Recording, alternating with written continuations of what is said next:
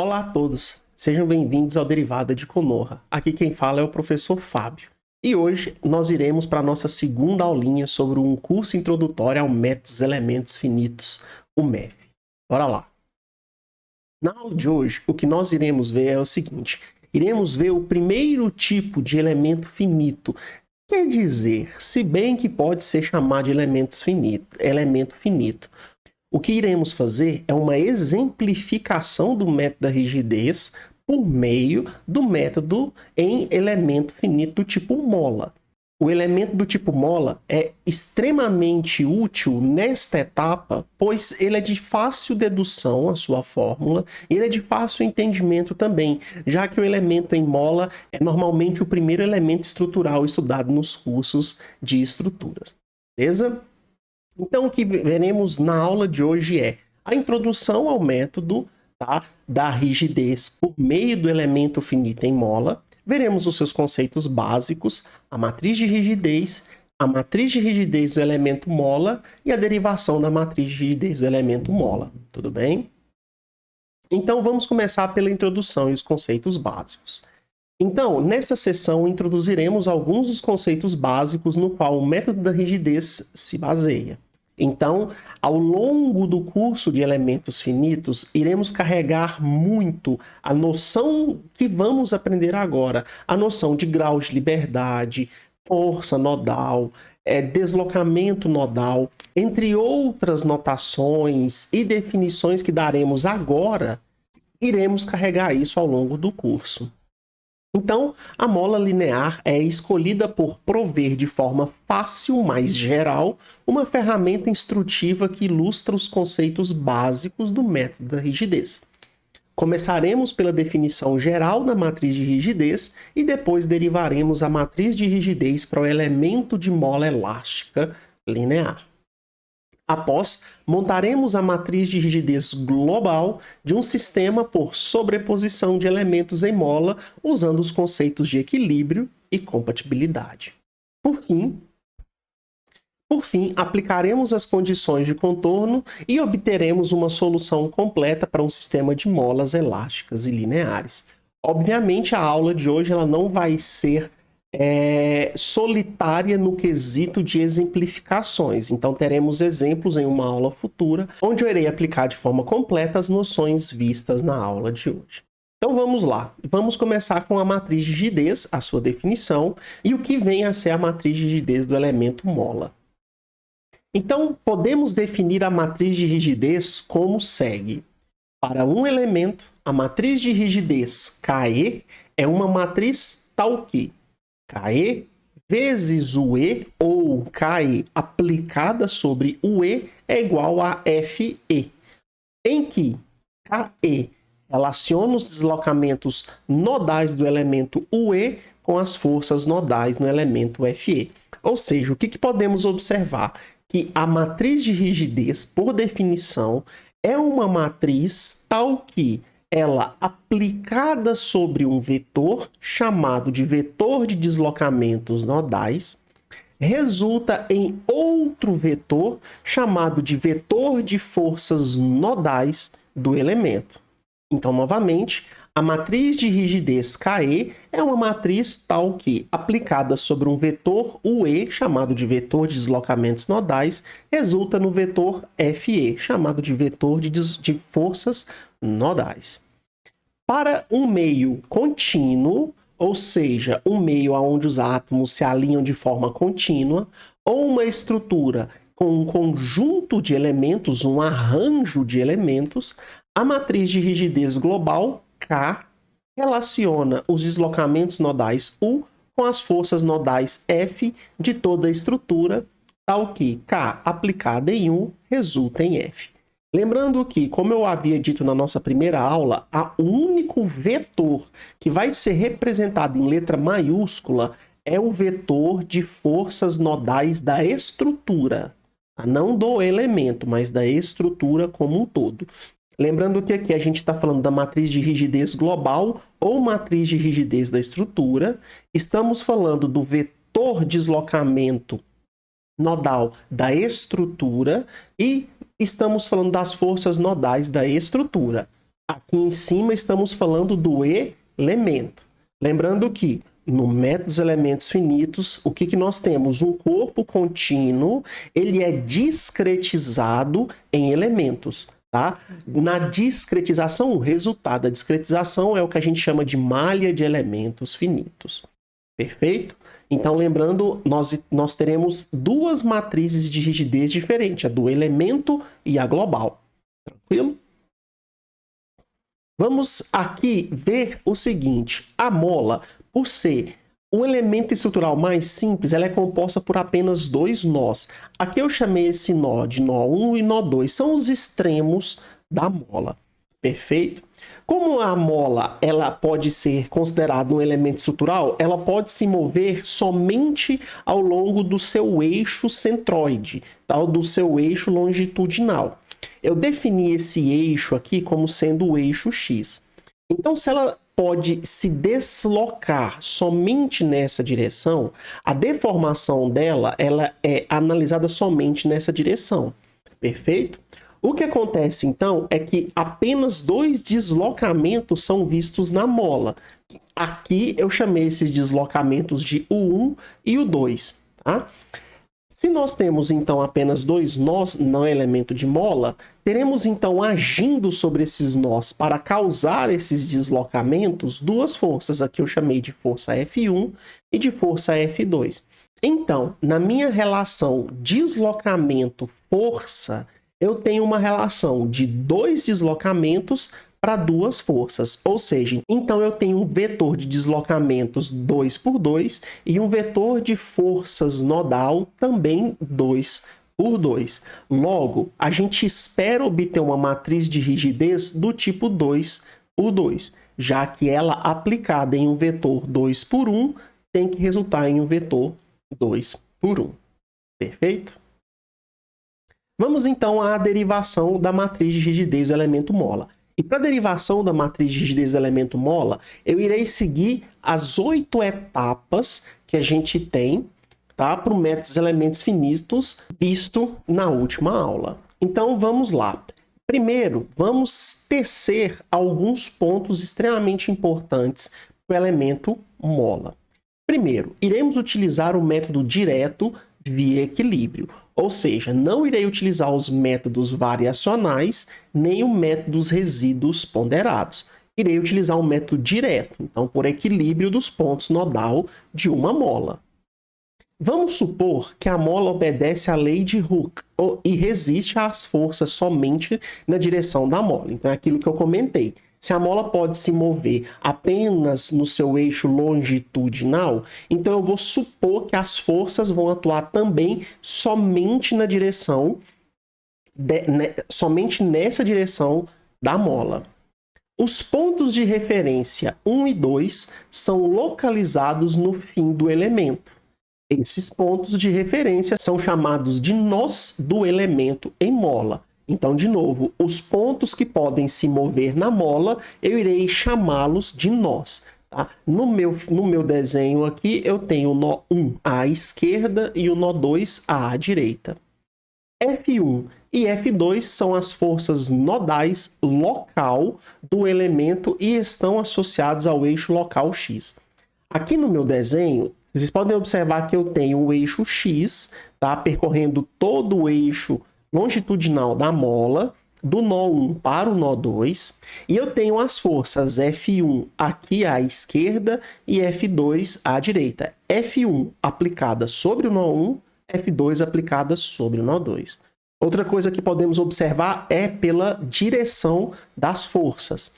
Vamos aqui supor que a força F1 e F2 estão agindo na direção e sentido do eixo longitudinal. Então, ambas são aplicadas para a direita.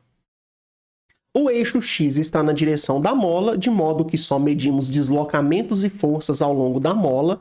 Aqui, então, estou reforçando essa definição. O 1 e o 2 são os deslocamentos nodais do elemento e são chamados de graus de liberdade em cada nó. Então, a mola é um elemento do tipo que possui 2 graus de liberdade.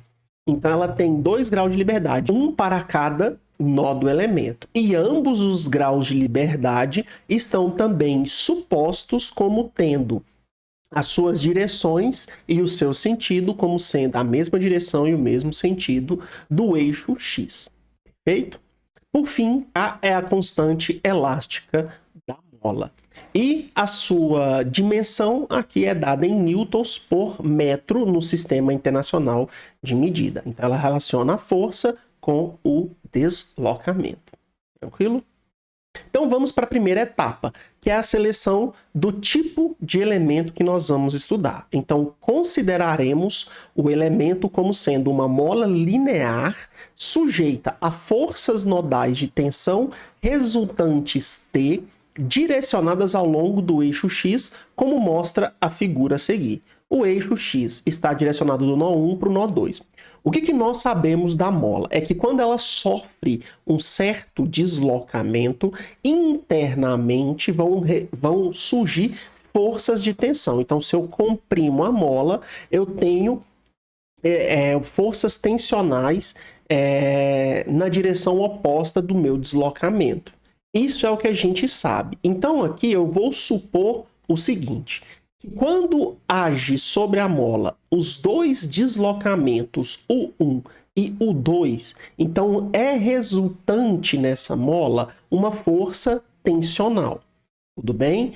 Como direção, eu vou optar por a tensão age no nó 1 no sentido oposto do eixo X e no nó 2 age no mesmo sentido do eixo X, enquanto que os deslocamentos nodais agem ambos no mesmo sentido do eixo X. Com essas considerações feitas sobre o elemento mola, uma coisa a gente vai perceber que a etapa 2, que é a etapa onde nós supomos as funções de forma para o elemento, elas não são necessárias, já que fica bem claro como que se comportam os deslocamentos em uma mola.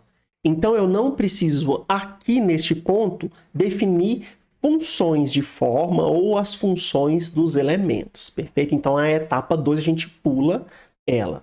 Então, na etapa 3, a gente começa com a definição das relações deformação-deslocamento e tensão-deformação. Então, vamos à primeira definição.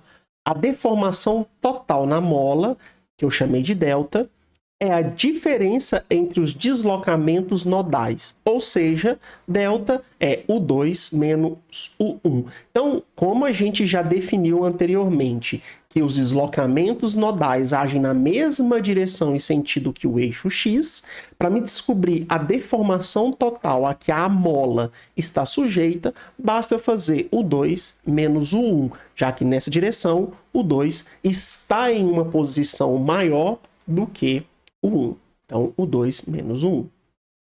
Para molas lineares seguindo a lei de Hooke, temos que a relação tensão-deformação poderá ser expressa em termos da relação força-deformação, como sendo a tensão é igual à constante elástica vezes a deformação. Então, aqui a gente tem a aplicação da lei de Hooke clássica. Tensão ou a força interna resultante é igual à constante elástica vezes a deformação interna aplicada sobre a mola. Do valor obtido em 3, podemos substituir em 4, que nós conseguimos então que a tensão T é igual à constante elástica K, que multiplica a diferença entre o deslocamento no nó 2 menos o deslocamento no nó 1.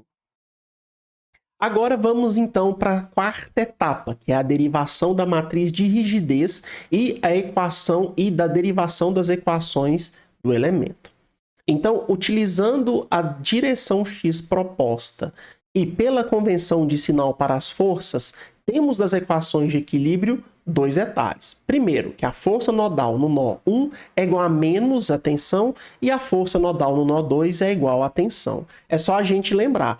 Aqui a tensão está no sentido oposto da direção, enquanto que a força nodal é suposta no mesmo sentido do eixo X. Então, aqui nesse ponto, o sentido da força nodal é diferente da tensão resultante no elemento. Então, por isso, o sinal de menos aparece.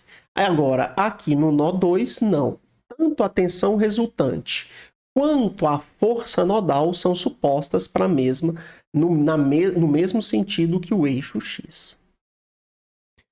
Combinando as equações 5, que é esta equação que está aqui em cima, com a equação 6, que são essas duas, teremos duas equações. Então, pela primeira temos F1 igual a menos a tensão.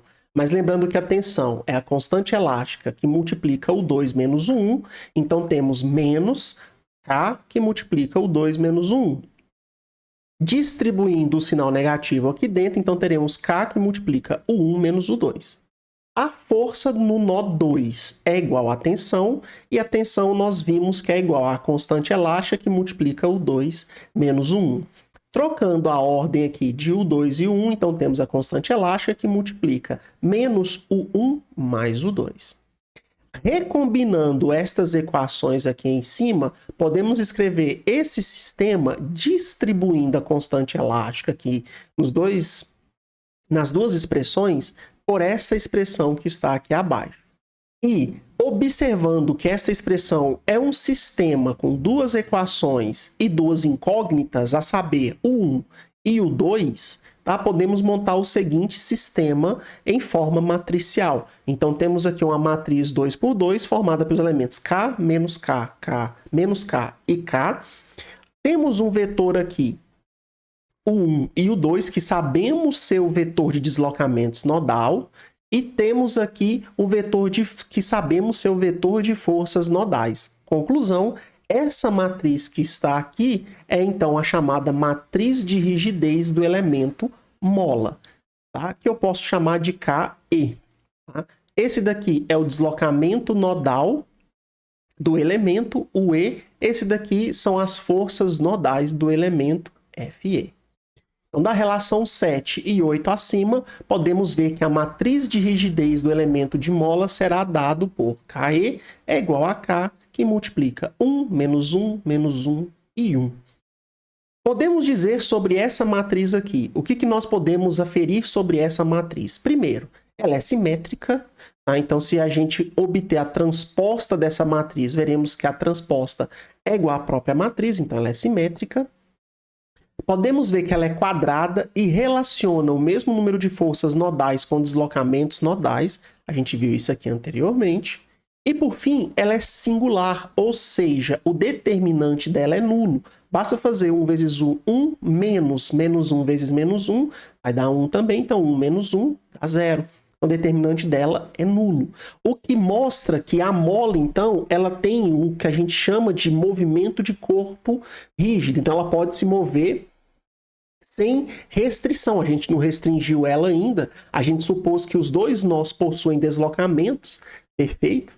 Então, por isso é que essa matriz é singular. Outra observação que podemos colocar aqui agora é que essa mesma matriz ela vai ser obtida para outros tipos de elemento.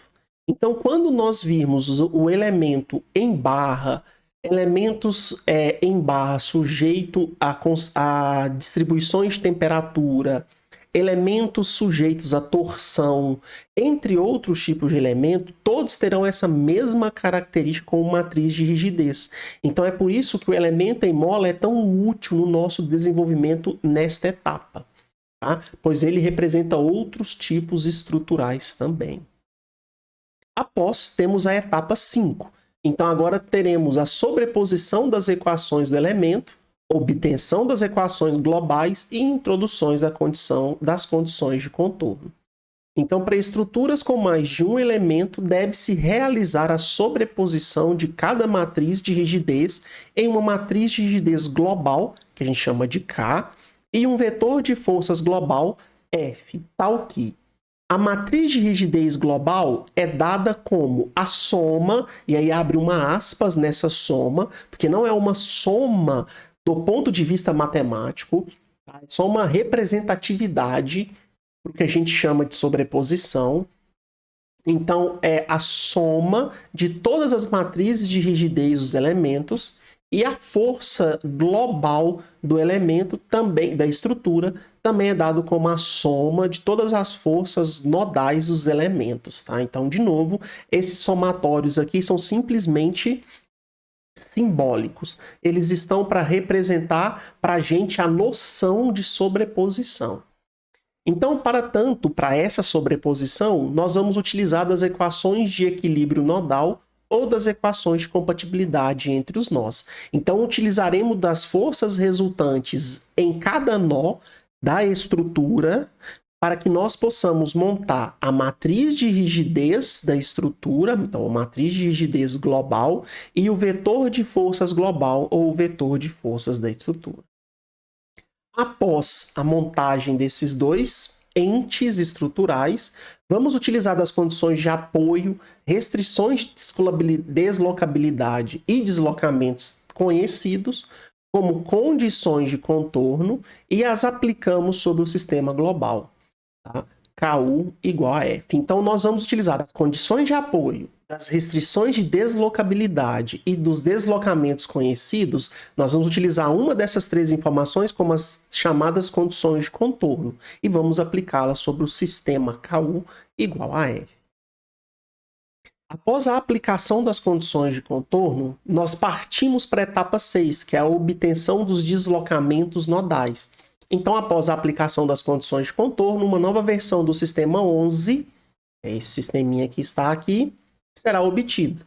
Nesse sistema, teremos a presença somente dos deslocamentos nodais desconhecidos e forças nodais conhecidas. No exemplo que eu for fazer, vai ficar muito mais claro essa noção, pois nós iremos trabalhar com vários elementos do tipo mola em um sistema estrutural. Logo, resolver o sistema fará com que obtenhamos os deslocamentos nodais desconhecidos. Então, nós temos o sistema completo com graus de liberdade, que são os deslocamentos, que a gente conhece e que a gente desconhece. Nós vamos utilizar as condições de contorno como sendo os graus de liberdade conhecidos. E após a aplicação dessas condições de contorno, o que nós iremos obter são os graus de liberdade desconhecidos. Para esses graus de liberdade desconhecidos, nós vamos utilizar uma versão modificada do sistema KU igual a F, onde iremos considerar no sistema somente as forças nodais conhecidas e somente os deslocamentos desconhecidos. Perfeito? Por fim, na etapa 7, nós iremos determinar as forças em cada elemento. Então, finalmente, as forças em cada elemento são determinadas por substituição regressiva nas equações 7. Lembrando que as equações 7 é a equação que relaciona a matriz de rigidez, os deslocamentos nodais e as forças nodais para cada elemento. E aqui a gente pode observar uma coisa. As nossas etapas param por aqui. A gente não tem a etapa 8, que é a etapa de visualização gráfica, que é a de pós-processamento. Na verdade, você pode até ter ela, mas ela seria um gráfico que você faria para as forças em cada mola. E, normalmente a gente não tem esta etapa. Tá? Então aqui a gente para calculando as forças internas em cada mola. Então, na próxima aula, eu irei fazer um exercício onde eu irei mostrar essa aplicação, então, do elemento de mola em um sistema estrutural composto somente por molas. Tudo bem? É isso. Nos vemos logo, logo. Até mais.